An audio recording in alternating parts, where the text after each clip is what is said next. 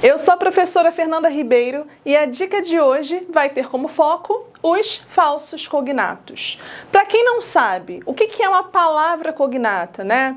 Então, por exemplo, português e inglês são línguas que têm palavras cognatas, ou seja, palavras que vão compartilhar uma escrita parecida ou até idêntica e o mesmo significado.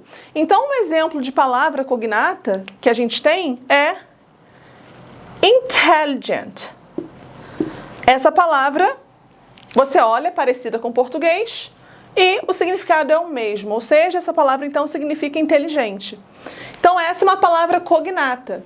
Porém, existem muitas palavras, né, comuns ao português ou inglês, ou seja, elas vão compartilhar uma escrita, se não idêntica, parecida, porém o significado não vai ser o mesmo, que são então os falsos cognatos. Esses você tem que tomar muito cuidado, porque pode levar a uma interpretação equivocada de alguma informação e isso pode te prejudicar na hora de fazer uma questão, por exemplo.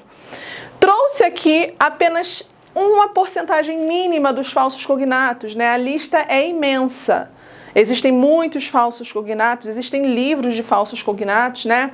Mas eu trouxe alguns aqui que talvez você não conheça, para você realmente ver aí quais são os significados que eles têm, que não são, então, o que você olha aqui na escrita e pensa que é, né?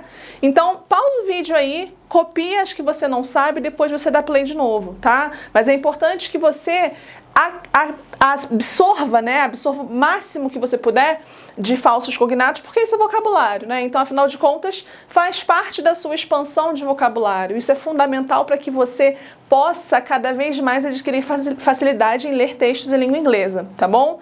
Então, a gente tem aqui alguns, né? O significado já está aí. Queria que você prestasse atenção a esses dois aqui.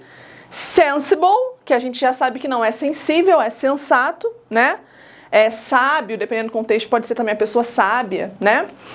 Sensitive é sensível, tá? E aí é só você lembrar do creme dental Colgate Sensitive para dentes sensíveis. Por quê? Porque tem aqui, né, essa ideia de sensível, ok?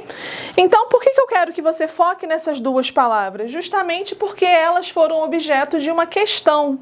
Então, para você ver como os falsos cognatos, eles são objeto de questões, eles estão presentes nas questões. Então, você não pode deixar de estudá-los, ok? Vamos à questão? Então, vamos lá. Questão da SpaceX de 2015. Então, o que a gente tem aí? Nas frases, e aí a primeira frase significa, né? A nossa posição é muito sensitive nesse país e, então, seja sensible de uma vez na sua vida, né? Eu não traduzi aí o sensible e o sensitive, justamente para você já ver aí quais são as opções e, sabendo que são falsos cognatos, marcar a correta. Portanto, quer saber o que significa sensitive e sensible, respectivamente.